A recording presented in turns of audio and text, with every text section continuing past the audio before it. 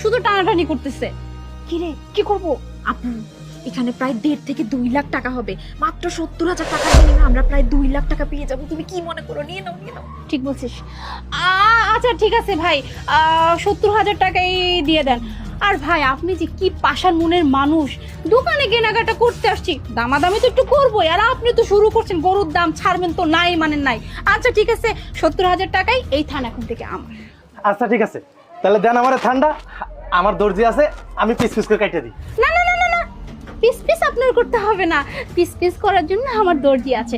আমি আমার দর্জির কাছে গিয়ে সুন্দর মতো করে আমার 8 ভাইয়ের জন্য 8 পিস করে কেটে নিতে পারবো, কোনো সমস্যা নেই। আপনি আমাকে এইভাবেই দিয়ে দেন। আচ্ছা ঠিক আছে, তাহলে দেন, আমি সুন্দর করে প্যাকেট করে আপনার দিই, আপনারা লয়ে যান। না না না না, প্যাকেট করে লাগবে না। আমি আমার ভাইয়ের জন্য নিচ্ছি তো, আমার ভাইদেরকে আমি অনেক বেশি ভালোবাসি। এই থান আমি খুলে করে নিয়ে যাবো, তাই না? আহা ম্যাডাম, আপনারা তো বুঝতে পারতেছেন না, এভাবে যদি আমি ঠান্ডা দিই তাহলে